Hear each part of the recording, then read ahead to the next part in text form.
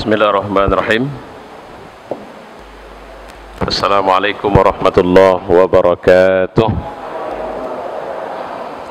Alhamdulillahirabbil alamin wassalatu wassalamu ala asyrafil anbiya'i wal mursalin wa ala alihi wa sahbihi ajma'in. Qala Allah fil Qur'an, a'udzu billahi minasyaitonir rajim. Bismillahirrahmanirrahim.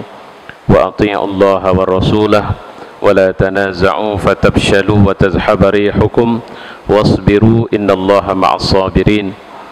Taatlah kepada Allah dan Rasulnya, dan janganlah kau berbantah-bantahan yang menyebabkan kamu menjadi gentar dan hilang kekuatanmu, dan bersabarlah, sesungguhnya Allah beserta orang-orang yang sabar. Shadaqallah wa shadaqa rasuluh wa ba'du. Jemaah yang mulia, semoga Allah tetap mengkaruniakan istiqomahnya kita beriman kepadanya, kemudahan, kecintaan kita kepada Rasulullah, memudahkan kita untuk terus mengikut sunnahnya. Dan tentu saja pada situasi seperti ini Allah tetap akan memberikan nikmat kesehatan kepada kita, terlindungi dari bala, bencana, dan khususnya wabah yang sama kita ketahui masih begitu luar biasa menimpa negeri kita. Pada kesempatan pagi ini saya ingin mengajak kita mendiskusikan topik sederhana tapi penting nih, kaitannya juga dengan ukhuwah, yaitu faktor-faktor kelemahan dan keterpurukan umat Islam sekarang. Terus terang, kalau kajinya bagaimana cara kita mendapat ridha Allah dengan masuk surga, saya pikir ini sudah berlapis-lapis. Cukup banyak kajian seputar ini. Pendekatan memperbaiki ibadah, sholat, dan sebagainya adalah pendekatan bagaimana kita menjadi muslim yang lebih baik.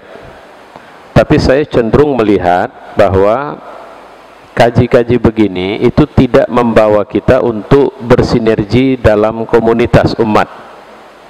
Artinya begini, tidak sedikit akhirnya orang menjadi muslim yang baik secara personal, tapi tidak tidak membangun jejaring yang baik di tengah komunitas umat Islam. Tidak sedikit orang yang begitu tasamuh, lapang hati secara personal, tapi ketika melakukan interaksi sosial bersama orang lain dalam sebuah kerjasama tim, maka ketahuan ternyata ada penyakit ananiah, egois, tidak bisa kerjasama. Padahal ketika dia sendiri mengerjakan pekerjaan itu, terkesan dia orang yang lapang dada, dia orang yang murah hati, dia orang yang baik, dan sebagainya. Padahal kelas keberislaman kita itu tidak boleh berhenti hanya menjadi seorang person, pribadi saja, tapi juga harus menjadi bahagian dari masyarakat. Hal seperti ini tidak satu dua saya perhatikan di masyarakat. Ada orang secara pribadi soleh, tahajud rajin, baca Quran rajin, aktivitas dakwahnya meninggi. Secara kelompok juga soleh. Mereka adalah orang-orang yang berdakwah di tengah masyarakat siang, pagi, sore, malam. Tapi ketika antar kelompok, mulai ketahuan. Tak bisa menerima ada kelompok lain di sampingnya. Kalaupun menerima, menganggap kelompok lain tidak lebih baik dari kelompoknya. Ini problem ini di masyarakat kita ini. Ya. Padahal menjadi muslim, ketika saya muslim, suka tidak suka, mau tidak mau, bahkan sadar tidak sadar, itu kita lazimkan dalam setiap doa kita. Kita selalu mendoakan keampunan semua orang Islam. Orang Islam pelacur, orang Islam penjudi, orang Islam apalagi pezina, orang Islam koruptor. Itu kita doakan supaya Allah mengampuni dia. Apa buktinya? Itu kelihatan dari ketika kita doa minta ampun. Allahumma firli wali walidayya warhamhuma kama rabbayana shaghira walil jami'il muslimina wal muslimat, dan juga kepada seluruh kaum muslimin dan muslimat, al ahya'i minhum wal amwat, hidup atau mati. Di situ kan nggak ada exception kecuali muslim yang fasik, muslim ahlu maksiat, muslim koruptor, nggak ada. Kita umum saja. Artinya sebenarnya sikap ruhama itu sudah ditanamkan begitu lama. Jadi sudah menjadi doktrin utama dalam Islam bagaimana seharusnya kita menjadi orang yang saling welas asih di antara kita. Walaupun kenapa seorang bermaksiat, itu yang tidak boleh adalah sebuah kebodohan. Kalau orang bermaksiat kita hujat, itu bodoh, itu namanya. Ya, karena kalau orang bermaksiat kita harus cari tahu sebenarnya kenapa dia bermaksiat, apa sebabnya. Ketika ternyata fakta kemaksiatan dia adalah karena sebab kelemahan iman dia, kebodohan kita lah mencaci maki orang lemah. Seharusnya kita membantu orang lemah untuk keluar dari kelemahannya karena faktor kezalimannya. Ya, seharusnya kita membantu dia untuk keluar dari kezalimannya itu. Dan satu hal lagi, kita jangan terjebak pada prasangka. Saya menarik kemarin, saya sore hari ada mengisi tausiah di Masjid Al-Jihad Abdullah Lubis. Paginya ada seorang mengirim kepada saya, terjadi perdebatan tentang saya di satu grup, dan dia kirim screenshot perdebatan itu karena begitu dia share flyer saya mau ceramah atau memberi kajian di Masjid Al-Jihad, itu ada orang yang langsung dengan tegas mengatakan saya itu Wahabi, jadi nggak perlu dengar kajian dia. Terus kemudian dibantah oleh seorang yang mengatakan saya tahu betul dia tidak ada hubungan ke situ. Jawabnya lagi bahwa tidak, saya ikut dalam kajiannya dan dia adalah orang yang memang Wahabi. Dikirim ke saya sebenarnya sudah capek gitu ya, dapat tuduhan macam-macam dari banyak orang. Lantas kemudian sewaktu saya berangkat, saya kebetulan screenshot itu kan masih nampak nomor-nomor HP yang memang tidak saya simpan. Saya simpan nomor itu, saya telepon orangnya. Alhamdulillah dia langsung angkat karena pastinya dia tidak tahu saya. Saya mengenalkan diri dan sepertinya dia terkejut. Dan saya mengatakan ada terjadi perdebatan cukup luar biasa tentang saya tadi. Dan Anda mengatakan saya Wahabi. Terlepas dari persoalan benar tidak benarnya saya Wahabi, saya mau tanya sama Anda. Anda bilang Anda mendengar saya menyampaikan penolakan saya terhadap beberapa doktrin mazhabnya Syafi'i dan akidah Asy'ari itu di satu masjid ketika Anda mendengar kajian saya. Saya mau tanya sama Anda sedang ngantuk, sedang meleng atau tidak fokus? Saya bilang. Anda tahu nggak bahwa sebenarnya waktu saya menjelaskan itu, saya sedang mengklarifikasi tuduhan orang terhadap saya yang menuduh saya Wahabi. Kok tiba-tiba saat saya mengklarifikasi, Anda malah menuduh saya? Dia diam. Anda tahu silsilah bagaimana saya mendapat ilmu, siapa guru saya, madrasah apa yang saya ikutin, di mana saya mengaji? Kalau Anda tidak tahu, kenapa begitu mudahnya Anda menuduh saya? Nah, ini yang kadang-kadang, ini salah satu sebab umat tidak pernah bisa bersaudara dengan baik. Saya tadi setelah sholat subuh tadi menyempatkan diri membaca satu buku yang berjudul Muhammad Al-Fatih. Muhammad Al-Fatih ini ada ulama yang di belakang dia ini sangat, jadi kalau namanya raja, orang datang dia nggak pernah berdiri dari tempat duduknya. Ulama datang pun dia nggak mau berdiri dari tempat duduknya. Ulama itu datang beri hormat sama dia, tapi satu-satunya ulama yang kalau ulama itu datang dia nggak bisa tidak berdiri dan mencium tangan ulama itu adalah ustadznya dari kecil, Syamsuddin.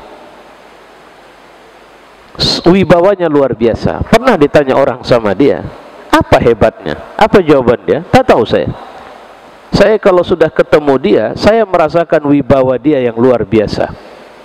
Orang kalau ketemu saya itu bibirnya keluh, bicara susah. Tapi saya kalau ketemu dia, saya yang malah payah bicara. Pada waktu penaklukan Konstantinopel,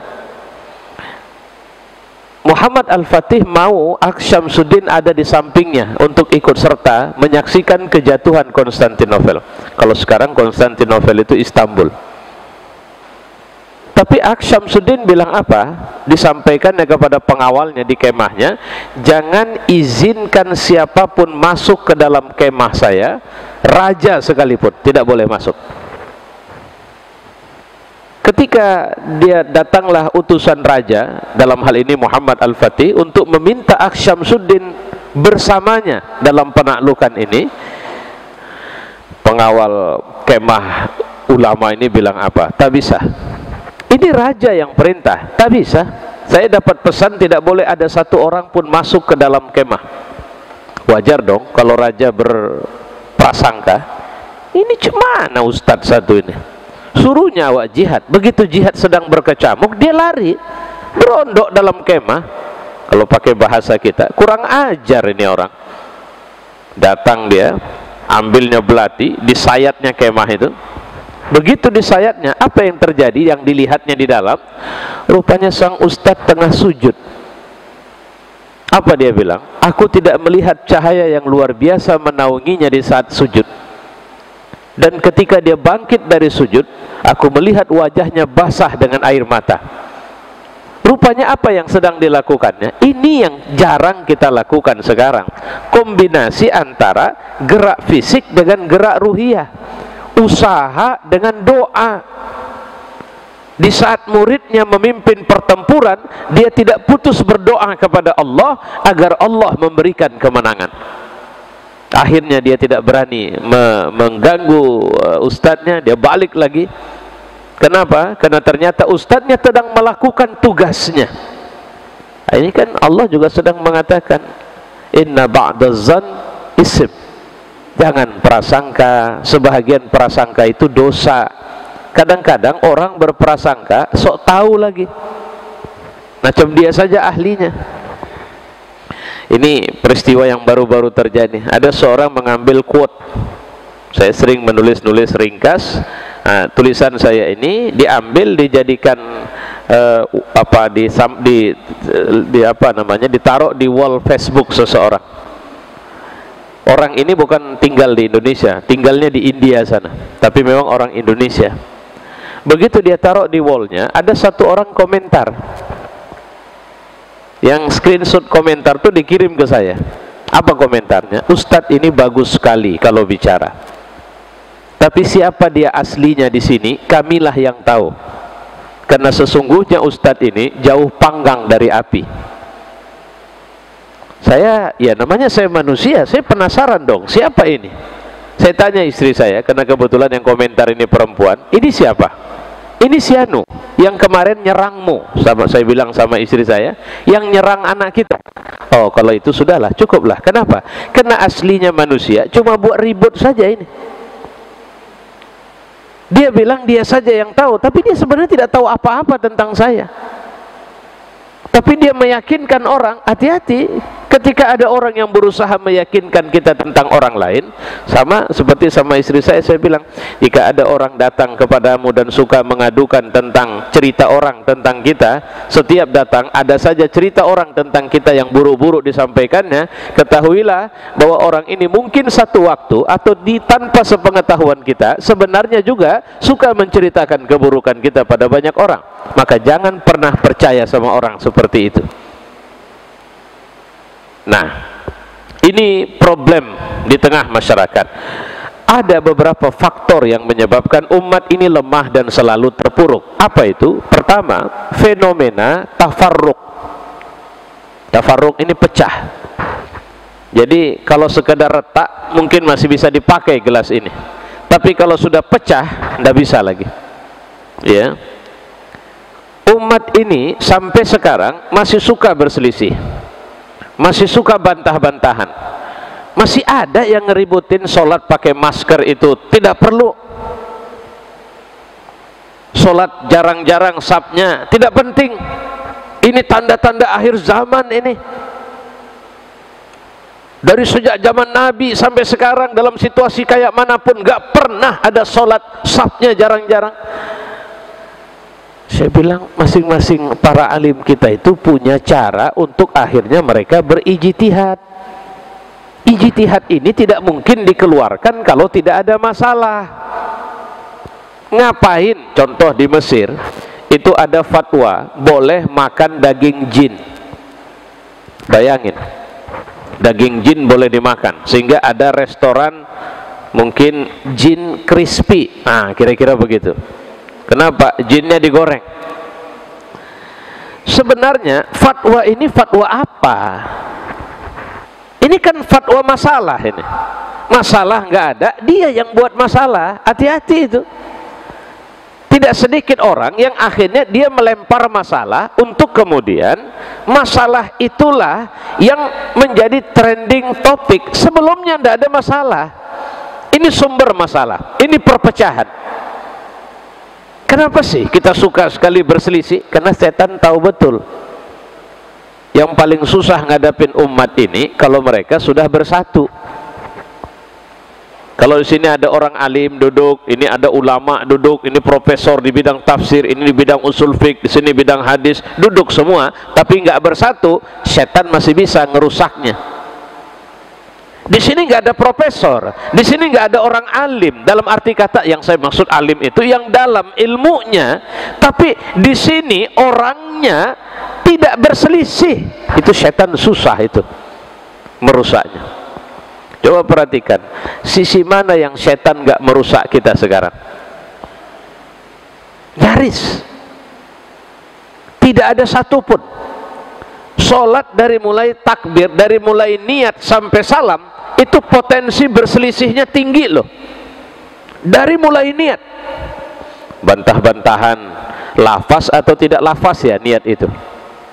Kalau sudah lafaz, gimana lafaznya ya?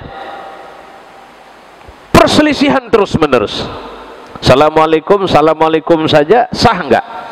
Pakai warahmatullah atau warahmatullah wabarakatuh? Syahadat, waktu syahadat telunjuk itu diangkat waktu kapan? Waktu mengucap at-tahiyatul atau waktu asyhadu an la ilaha illallah atau waktu bilang Allah saja? Perbedaan terus. Perbedaan ini kalau tidak disikapi dengan iman, ini yang bisa muncul dalam bentuk perselisihan yang berujung pada perpecahan. Gak sekali dua. Saya di Medan ini ada satu masjid yang waktu BKM-nya kelompok atau periodenya Sianu, azan Jumatnya satu kali. Ganti periode, pengurus baru, azan Jumatnya 2 kali. Kenapa begitu sih? Tapi syukur saja kalau memang nggak ada masalah. Ada satu masjid yang lebih lucu lagi, arah kiblatnya berubah terus, tergantung siapa pengurus masjid. Ya saya tidak sedang bercanda, memang ada. Waktu pengurus masjidnya A, habis sholat pakai doa. Waktu pengurus masjidnya B, habis sholat nggak pakai doa lagi. Ampun masyarakatnya, bingung. Ya. Umat Islam harus bersatu supaya kalau memang mau berwibawa. Allah juga mengatakan wa'tasimu bihablillah. Apa itu hablillah? Syariat.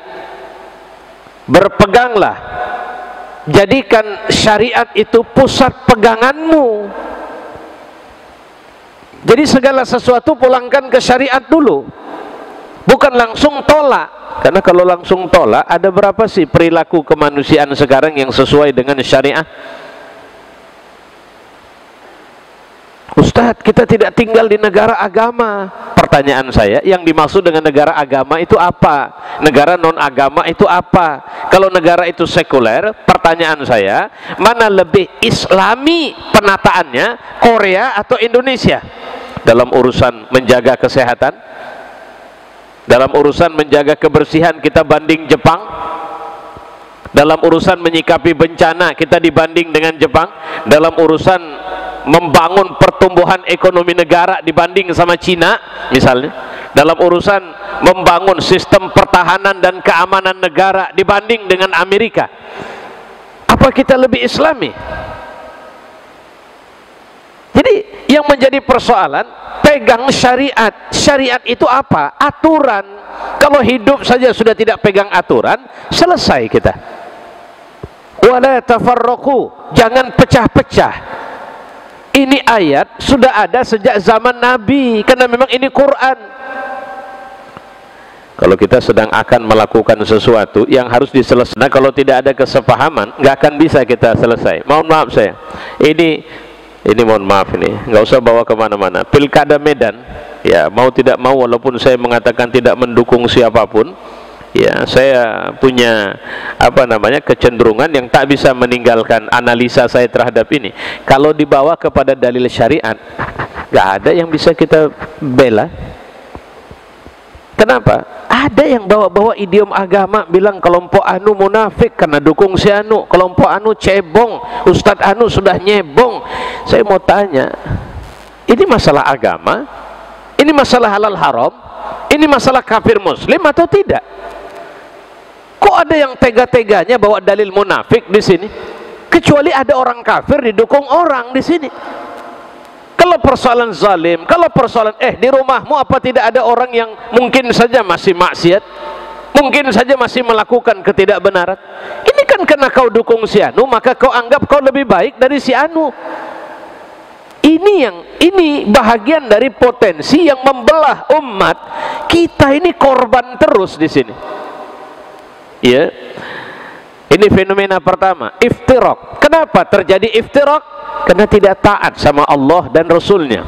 Padahal Allah mengatakan, fa in tanaza'tum fi syai'in, kalau sudah sampai pada tingkat di mana kalian tanazu' itu apa? Berselisih yang susah untuk kemudian didamaikan, farudduhu ilallah war rasul, pulangkan kepada Allah dan Rasulnya. Apa yang dimaksud pulangkan kepada Allah? Al-Quran, Sunnah. Berani enggak? Rela enggak? Tulus enggak? Siap enggak? Di tengah masyarakat kita ada orang yang ikut satu kelompok, keluar kelompok, macam orang kafir dibuat yang keluar itu. Dianggap murtad sudah. Tidak ada lagi kebaikan pada orang yang sudah tidak lagi bersama dengannya. Ini kan menunjukkan ketololan, kelemahan, kekanak-kanakan kita. Kita cuma mau senyum sama orang yang ngaji sama kita. Kalau nggak ngaji sama kita, nggak saudara kita. Saya mau tanya, kapan Nabi ngajarin kita demikian? Nah, ini penyakit ini. Yang kedua, fenomena juz'iyah dalam memahami dan mengamalkan ajaran Islam. Sekelompok umat, nah ini mohon maaf saya, sekarang ini ada orang yang mengagung-agungkan wirid-wiritan. Gak ada masalah, mau wirid-wirid, salawat nariyah, salawat badar, ratib haddad, silahkan. Siapa yang bilang itu masalah?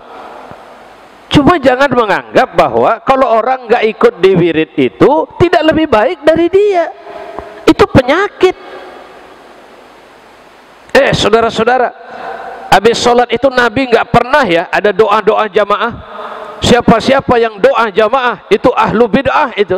Saya mau bilang, terus pertanyaannya, Anda lebih baik rupanya kalau Anda tidak berdoa, karena kebaikan itu tidak ditandai pada seberapa yakin Anda dengan kebenaran ini, tapi seberapa istiqomah Anda menerapkan kebenaran itu. Dan salah satu kebenaran yang hilang adalah kemampuan untuk bisa memahami ada orang yang berbeda dengan kita dan bagaimana akhlak Islam menerima perbedaan itu. Nah, ini problem paling besar di tengah kita ini. Kemarin terjadi perbantahan, itu yang juga adabnya nggak ada. Kalau saya bilang perbantahan di kalangan ulama, sebenarnya apa itu? Tentang posisi Tuhan di mana. Sekelompok ada yang bilang Tuhan itu di atas aras, ada yang bantah kalau Tuhan di atas aras, sementara ada hadis yang mengatakan Tuhan setiap malam turun ke langit bumi. Terus pertanyaannya, sementara malam itu tidak hanya di satu posisi seperti sekarang di tempat kita ini sudah mulai jam 6, ini sudah mulai masuk siang, Mekah masih 4 jam di belakang kita. Kalau gitu Tuhan nggak pernah naik dong. Kapan lagi dia duduk di atas aras? Saya mau bilang begini, perbantahan para ulama kalau ketahuan orang-orang jahil itu akan menjadi fitnah dan bencana di tengah umat. Saya ditanya orang, gimana Ustadz? Ampun saya tak mau ikut urusan yang begini. Sehebat apapun dalil saya, Enggak, saya cuma mau tahu Ustadz, kalau versi Ustadz mengenut yang mana? Allah istiwa alal arsh atau Allah ada di mana-mana? Saya bilang, sorry, saya nggak mau ikut. Kalau pakai bahasa, saya menganut paham para sahabat yang bila kaifa, mereka tak mau mendiskusikan itu. Walaupun bukan mereka tidak tahu.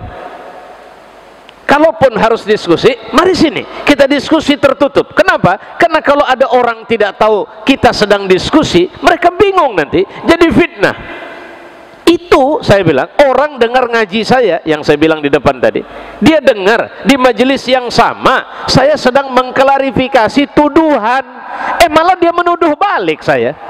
Kenapa? Karena apa namanya, tingkat pemahaman dia, atau mungkin fokus dia, konsentrasi dia, atau mungkin dia sedang ngantuk waktu itu, pas bangun waktu saya cerita yang dituduhkan itu, sehingga dia bilang, oh rupanya Ustadz ini begini, padahal saya sedang klarifikasi.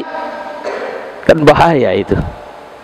Nah baik, ada sebagian umat hanya ikut ibadah ritual, mereka hanya fokus pada itu, seraya menganggap tidak ada hal yang lebih penting dari itu.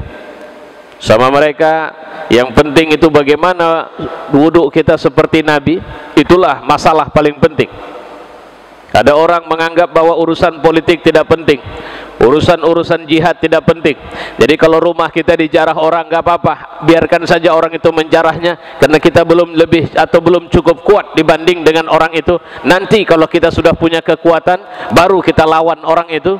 Biarin saja rumah kita diambil, biarin saja masjid kita dirusak.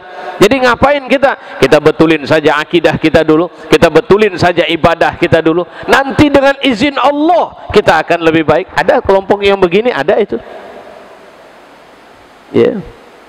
Ada yang menganggap karena dia rajin ke masjid, dia lebih baik dari yang tidak rajin ke masjid. Karena dia rajin puasa sunat, dia lebih baik dari yang tidak rajin puasa sunat. Karena dia ikut partai A, maka dia lebih baik dari yang ikut partai B. Karena dia ikut mazhab A, dia lebih baik dari mazhab B. Ini penyakit di tengah masyarakat.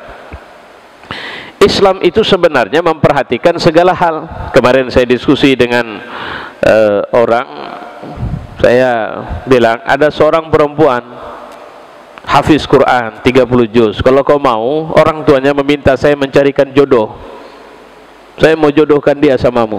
Apa dia bilang? Ustadz, saya mohon maaf, saya tidak lebih baik, saya orangnya banyak kekurangan.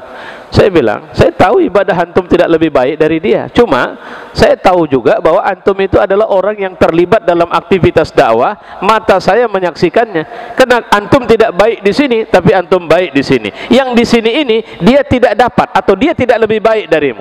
Gak ada orang yang punya kebaikan sempurna. Saya bilang, ada orang kalau ditanya sama kita, dia nggak rajin sholat sunat, dia tidak rajin baca Quran, tapi kalau dibilang sama dia, waduh, si Anu sedang susah, butuh berapa dia? Sekian. Oke, nanti ambil dari saya. Dia rajin infak. Memang dia bukan orang yang duduk di masjid mungkin. Artinya apa? Kita jangan fokus pada keburukan orang atau kelemahan orang. Kita harus lihat ada kelebihan apa sama dia. Itulah yang sebenarnya kita butuhkan di sini. Saya mau tanya, Bapak orang yang kayanya luar biasa, baik, rajin infak ke masjid, baik. Pertanyaan saya, Bapak mau ngepel ini masjid setiap hari dengan target lillahi ta'ala? Belum tentu Bapak mau. Bapak akan bilang, saya punya duit, bagus masjid sediakan, cari saja orang yang siap ngepel, nanti saya ngaji gaji, sebulannya berapa. Artinya apa? Kita punya duit, kita kuat di situ. Tapi ada orang yang tidak punya duit dan dia cukup kuat untuk mengerjakan pekerjaan yang kita tidak kuat. Ya. Agama kita ini memperhatikan semuanya, akidah, syariah, akhlak, ibadah, amar ma'ruf, nahi munkar, pendidikan, politik, ekonomi, dunia, akhirat, lahir, batin, akal, jiwa, raga. Tidak sedikit orang yang mengatakan dan bertanya, Ustadz, kenapa Ustadz berhenti dari politik atau di partai? Bukankah partai itu membutuhkan banyak orang-orang baik yang harus hadir di situ? Saya jawabnya sederhana saja, iya, tapi saya tidak cukup kuat di situ. Dan biarlah saya di sini, karena saya melihat saya lebih nyaman, saya lebih kuat, saya lebih plong di sini. Di sana saya nggak tenang, saya nggak nyaman. Kenapa? Kalau sudah ampere saya goyang terus di situ, itu tandanya saya nggak cukup kuat di situ. Masih banyak orang lain yang jauh lebih kuat dari saya, mungkin ibadahnya tidak lebih dalam dari saya, pengetahuan agamanya tidak lebih hebat dari saya. Tapi di situ, waktu saya di dewan dulu, saya tahu betul ada seorang teman saya, kalau sudah perjalanan dinas pulang, berapapun duit yang dia bawa sisa, itu dia antar ke bendahara. Ampun, bendahara nengok dia, bendahara dewan waktu itu. Kasirnya itu bilang, "Gimana cara kami masukkan balik ini, Pak? Saya nggak tahu, yang penting ini kelebihannya, saya pulangkan." Masuklah ke kas daerah jadinya. Kenapa? Dia tidak mau macam-macam. Pertanyaannya, saya kuat? Enggak. Saya berpikir, kan ada uang representasi. Saya kalau berjalan, yang penting berapa hari itu hak saya. Dia tidak. Berapa yang saya pakai, selebihnya itu bukan hak saya. Artinya Pak, dia kuat di situ. Saya tidak cukup kuat. Walaupun kalau ditanya halal haram, ya saya juga tidak melaksanakan yang haram. Baik, itu yang kedua. Ya ayyuhalladzina amanu udkhulu fis silmi kaffah wa la tattabi'u khutuwatis syaitan innahu lakum aduwwum mubin. Hati-hati, syaitan itu terkadang merusak kita tidak dengan mengajak kita buat yang haram, buat yang biasa-biasa saja. Mana masjid? Masjid duit banyak, fokusnya kemana? Bangun fisik. Aduh Pak, jangan bangun fisik lagi. Coba pikirkan gimana kita bisa membangun manusianya. Apa yang harus kita bangun dari manusianya? Kalau kita tidak bisa di sini, maka masjid ini sudah punya masjid asuh, anak asuhnya atau apalah. Karena setan itu bilang, mohon maaf, ini kubah ini kayaknya udah perlu kita ganti. Bosan pula saya nengok model yang begini ini. Berapa biaya kita ganti? Itu saja jadinya. Padahal sebenarnya banyak hal yang bisa kita lakukan lebih baik. Misalnya pengajian kita ini kita akan lakukan dalam setahun ke depan. Kita pedomani buku mana, misalnya buku Riyadhus Shalihin atau buku Sahih Bukhari atau buku masalah akidah ini. Oke, buku ini kita sepakati untuk kita pelajari bersama. Baik, semua jamaah harus punya buku. Baik, kemudian materi harus disampaikan dalam bentuk slide sehingga masjid semua jamaah bisa melihat materi ini disampaikan di depan. Ini kan perkembangan pola, kira-kira begitu. Ini tetap ada peningkatan terus. Alhamdulillah, sekarang kita sudah bisa live dari YouTube. Ya, ini yang kedua. Yang ketiga, problem yang membuat umat ini berpecah adalah tarkul jihad. Banyak yang meninggalkan jihad. Apa jihad yang dimaksud di sini? Makna yang luas, bukan harus perang. Sekarang ini, mohon maaf, kita ini seperti ikan dalam kolam. Sudah, apa yang saya maksud ikan dalam kolam? Orang pegang umpan, Pak. Dia lempar ke sana, ikan akan yang ujung sana itu akan ngejar ke sana. Sini kosong. Itulah yang terjadi sama kita sekarang. Kita dilempar umpan terus di lapangan politik. Tap habis. Sini bobol kita. Pendidikan, sosial, ekonomi, budaya, moral, kita bobol situ. Padahal kita dapat hitung-hitungan bagaimana tingkat pergaulan bebas anak-anak remaja kita, generasi milenial kita. Bagaimana cara mereka pacaran? Saya kemarin sempat melihat sepintas, walaupun sudah pernah lihat filmnya, Di Bawah Lindungan Ka'bah. Mungkin Bapak Ibu ada yang pernah lihat film itu. Tapi ini berangkat dari novelnya Hamka. Bagaimana gaya pacaran si Hamid dengan wanitanya, siapa itu namanya? Si Hamid di dinding sini, si wanita di dinding sana, nggak ketemu. Sekarang coba cari anak gadis mana, anak remaja mana, nauzubillah min zalik, yang pacaran nggak pakai ciuman, nggak pakai petting, nikling dan lain-lain itu. Berapa persen yang tidak pernah berzina? Ada nggak kajian yang kita tahu di situ betapa hancurnya moralitas remaja kita dalam urusan interaksi laki-laki dengan perempuan? Waktu ngantar anak saya sekolah kemarin di salah satu rumah temannya yang SD, kami singgah beli sarapan sama istri. Saya lihat terjadi perbincangan panjang istri saya dengan yang jualan. Salah satunya rupanya ini yang jualan baru jualan. Berapa lama? Kalau nggak silap saya sebulan atau 2 bulan katanya. Kenapa? Suami udah pisah. Ya mudah-mudahan balik lagi, kata istri saya. Jawabannya, oh nggak akan mungkin balik. Loh kenapa? Suami saya, kalau pakai bahasa saya sekarang, selingkuh sama laki-laki juga. Jadi kalau kelainan seksnya itu bisex dia. Suka perempuan, suka laki-laki. Mohon maaf saya, ini oknum aparat suaminya. Masih tugas, masih dinas. Kemarin saya baca di salah satu media online bahwa di negeri kita, aparatur keamanan kita sudah tidak sedikit yang terjebak LGBT. Kemarin itu saya langsung ketemu istri dari yang suaminya aparat yang terjebak LGBT. Nauzubillahi min zalik. Mana kita tahu itu? Kenapa? Karena hari-hari kita cuma bicara ini rezim ini. Saya bukan mengatakan itu tidak penting. Saya cuma mau bilang, Pak, itu sudah ada yang ngurusin. Bisa nggak kita menseriusin bagaimana pengembangan pemberdayaan manajemen masjid, pengelolaan anak yatim, anak susah yang akibat pandemi mereka sekarang kelayapan moral tidak dipedulikan. Berapa banyak orang yang terdampak secara politik, sosial, budaya, pendidikan terhadap masalah yang terjadi di tengah masyarakat. Kita tarkul jihad, bahkan belajar ilmu pun kita cenderung emosional. Sekarang ini saya ketemu di Medan ini begitu fenomenanya. Ketika ustadz ini cocok dengan mereka, itu ustadz kita, ulama wajib kita bela, ulama kita dengar fatwa ulama, kita tunggu komando ulama. Kalimatnya selalu begitu. Pas ulamanya tidak cocok dengan selera mereka, habis ulamanya diserang. Pertanyaannya, kalau gitu dia komando siapa? Nah ini yang hilang dari kita. Segala ustadz banyak, tapi Bapak belajar akidah sama siapa? Belajar sejarah Islam sama siapa? Belajar hadis sama siapa? Siapa yang kita gurukan di Medan ini? Kalau bicara hadis, dialah ahlinya. Kalau bicara fikih, dialah ahlinya. Fikih Syafi'i, dialah ahlinya. Bicara usul fiqh, dialah ahlinya. Bicara qawaid, dialah ahlinya.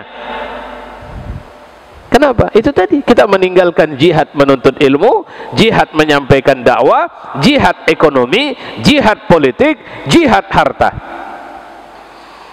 Mohon maaf saya, kalau politik kayak pilkada Medan ini, sebenarnya ini orang yang kita mau atau orang yang disodorkan partai sama kita? Ambil kalian. Pokoknya ini, akhirnya segala dalil kebaikan si A dan keburukan si B dari masing-masing saling menyerang. Kalau memang kita butuh orang bertakwa, kita harus berjihad untuk mikirkan gimana caranya orang bertakwa bisa muncul sebagai pemimpin di kota ini. Jadi bukan cuma disodorkan kita, yang penting mau tidak mau lah Pak, namanya cuma ada itu, kita nggak bisa nolak. Nah ini jemaah yang mulia, inilah beberapa fenomena yang menjadi catatan masalah yang akibatnya diantaranya hadis Nabi SAW. Qala Rasulullah SAW, yushikul umam an tada alaikum kama tada al akalatu ila qas'atiha. Nanti kalian akan tiba masanya diperebutkan pemangsa seperti merebut makanan di atas meja. Faqala qail, wa min qillati nahnu yawma idzin ya Rasulullah. Apakah itu terjadi di saat jumlah kami sedikit ya Rasulullah? Maka dijawab, qala bal antum yawma idzin katsir. Bahkan kalian waktu itu banyak. Walakinnakum ghusa ka ghusai sail. Tapi banyaknya kalian seperti buih di lautan. Wala za'anna Allah min suduri aduwikumul mahabata minkum, dan Allah pun telah mencabut rasa gentar musuh kalian sama kalian. Pejabat zalim tidak sungkan sama ulama. Kenapa? Dia tahu ulamanya bisa dibeli. Orang zalim nggak segan lihat kumpulan umat, walaupun habisin semua. Kenapa? Dia tahu pimpinannya bisa diatur. Gak ada gentarnya. Wala yaghzifannallahu fi qulubikumul wahan. Bahkan di hatimu ditanamkan penyakit wahan. Wa mal wahan ya Rasulullah? Apa itu wahan ya Rasulullah? Hubbud dunya wa karahiyatul maut. Cinta dunia dan takut takut mati. Jemaah yang mulia, saya pikir ini catatan yang bisa saya sampaikan pada kesempatan kali ini. Jadi ada 3 hal yang menjadi sebab kita ini payah kali atau lemah atau terpuruk. Pertama, fenomena tafarruq atau perpecahan. Kedua, juz'iyah, peduli satu hal, tidak peduli yang lain, dan tidak mau bersinergi sama yang lain. Yang ketiga, tarkul jihad, umat yang tidak lagi peduli jihad. Kalau ditanya amar ma'ruf nahi munkar, alah itu kan urusan si anu, itu bukan urusan saya. Semoga Allah menjaga kita dan menguatkan kita semua. Wassalamualaikum warahmatullahi wabarakatuh. Ada yang mau ditanya atau kita tutup doa? Ya Pak, silahkan.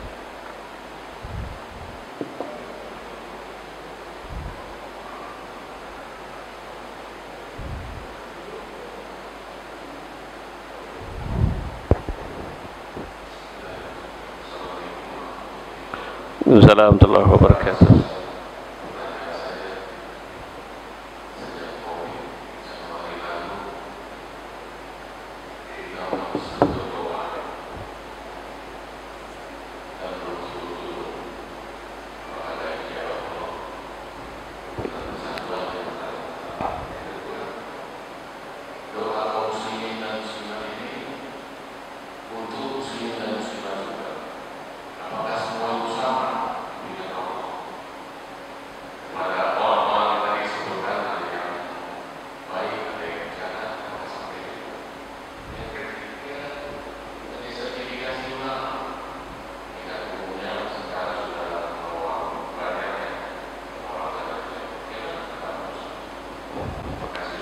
Baik, kaji doa. Doa itu pertama begini, kita disuruh Allah sebanyak-banyaknya berdoa, karena ciri orang sombong itu tidak mau berdoa. Karena doa ini menandakan kehambaan kita di hadapan Allah. Bahkan doa itu mukhul ibadah, tanda ibadah. Karena seorang siapapun dengan kemampuan, kehebatan apapun, ketika dia berdoa, itu menandakan dia masih butuh Tuhan. Allah mau itu. Terkait tentang terkabulnya doa, itu kembali kepada kepentingan doanya. Seorang minta supaya masuk surga, ada media-media yang harus dia penuhi, yang harus dia cicil. Apa itu amal soleh yang harus dia lakukan, istiqomah dengan amal soleh itu, dan niat yang harus dia luruskan. Seorang minta doa supaya dia diberikan kesehatan, itu harus dibarengi dengan upaya maksimal dia, semampu dia untuk melakukan penjagaan dan perawatan terhadap kesehatan dirinya.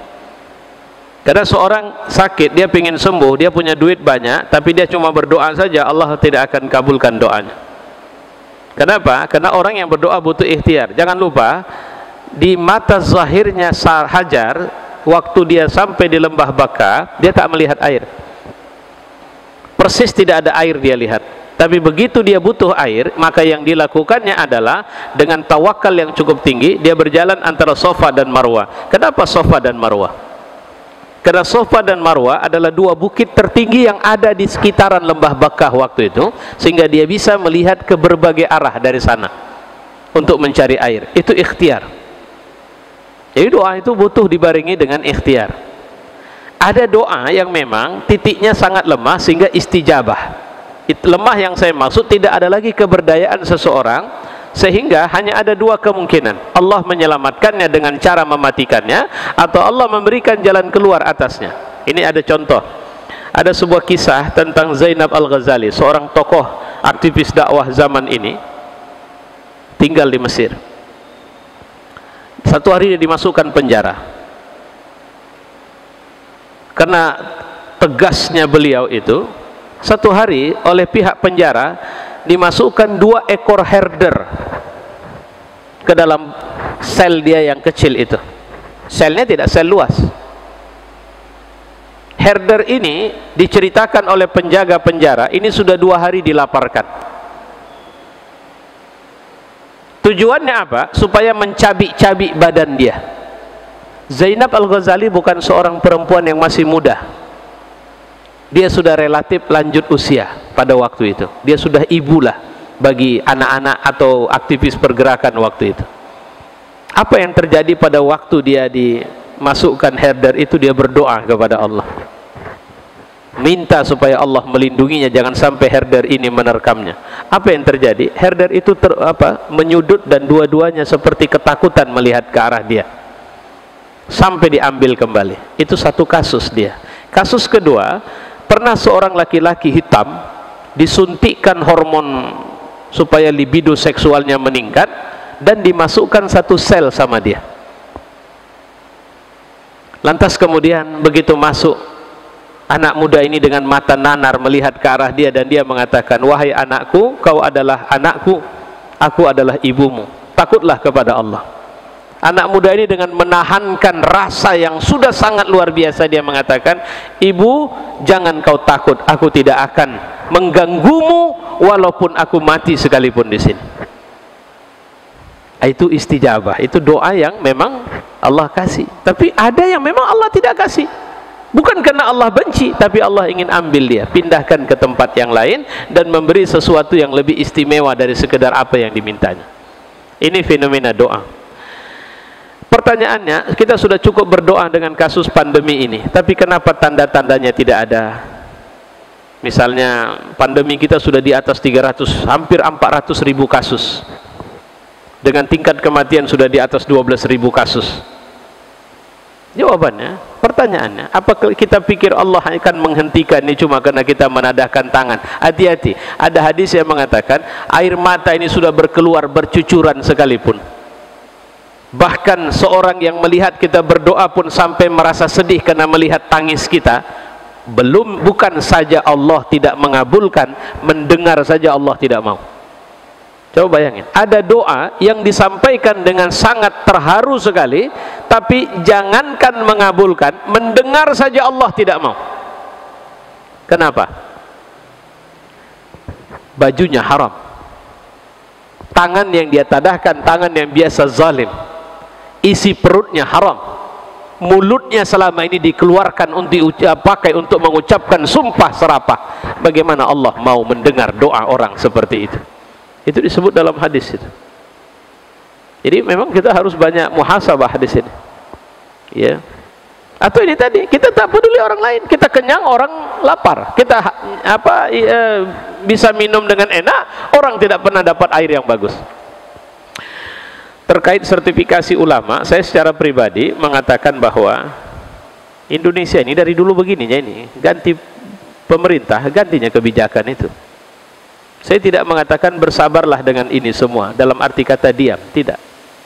Tapi hal-hal yang tidak memunculkan fitnah, mari kita jaga itu.